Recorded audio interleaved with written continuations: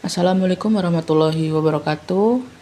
Mari kita lanjutkan di bab kelima tentang meneladani perjuangan Rasulullah Shallallahu Alaihi Wasallam di Mekah. Yang pertama itu mengenai substansi dakwah Rasulullah Shallallahu Alaihi Wasallam di Mekah. Kerasulan Nabi Muhammad Shallallahu Alaihi Wasallam dan wahyu yang pertama kali turun. Menurut dari beberapa riwayat yang sahih, Nabi Muhammad Shallallahu Alaihi Wasallam pertama kali diangkat menjadi seorang rasul pada malam hari tanggal 17 Ramadan saat beliau berusia 40 tahun. Wahyu yang pertama kali beliau terima adalah surah Al-Alaq ayat ke-1 sampai 5. Nabi Muhammad menerima ayat Al-Quran secara berangsur-angsur selama 23 tahun. Ayat-ayat tersebut diturunkan berdasarkan kejadian faktual yang terjadi pada masa itu, sehingga hampir setiap ayat Al-Quran yang turun disertai oleh asbabun nuzul atau sebab kejadian yang mendasari turunnya suatu ayat. Ayat-ayat yang turun dikumpulkan sebagai kompilasi bernama Mushaf yang dinamakan Al-Quran.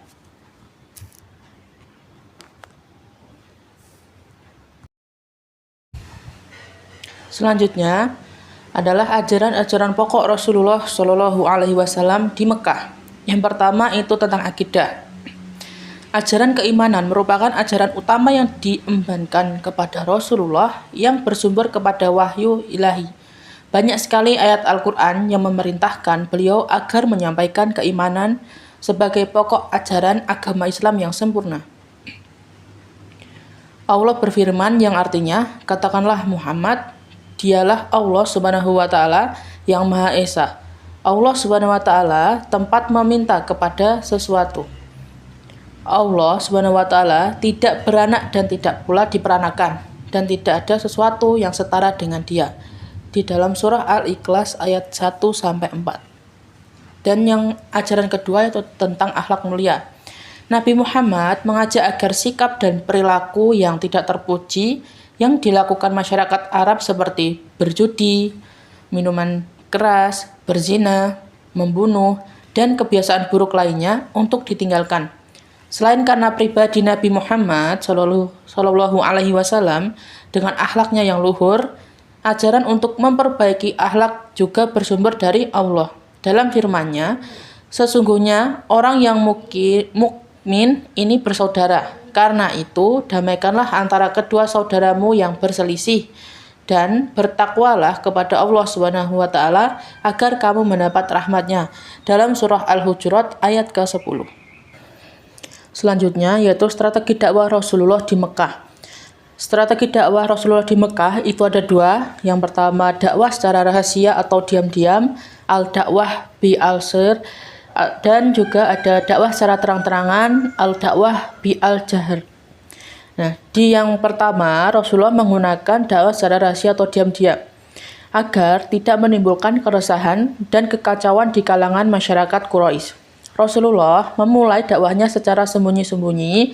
Hal tersebut dilakukan mengingat kerasnya watak suku Quraisy dan keteguhan mereka berpegang pada keyakinan dan penyembahan berhala. Setelah itu, beliau menggunakan dakwah secara terang-terangan, yaitu dakwah secara terang-terangan dimulai ketika Rasulullah menyeru kepada orang-orang Mekah. Ia berdiri di atas sebuah bukit dan berteriak dengan suara lantang memanggil mereka.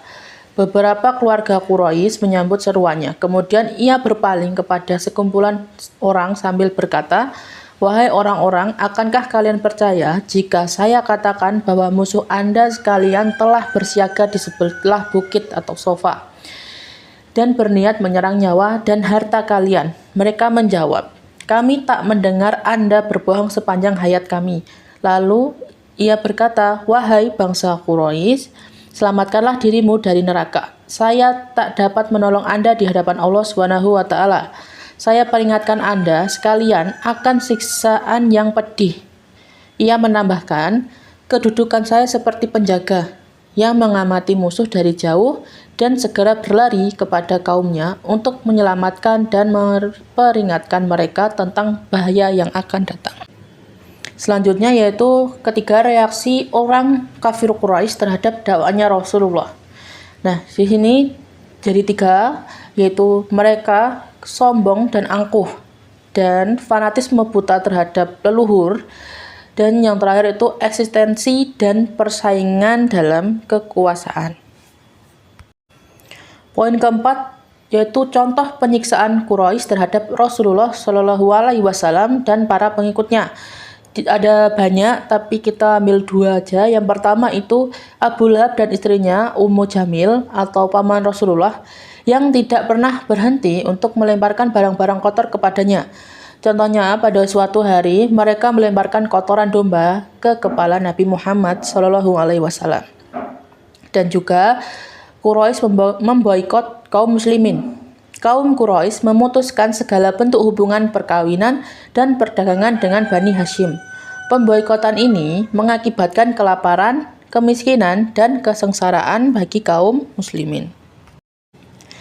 Oke, mungkin cukup itu yang dapat saya sampaikan. Apabila ada kurang lebihnya mohon maaf. Akhiran, wassalamualaikum warahmatullahi wabarakatuh.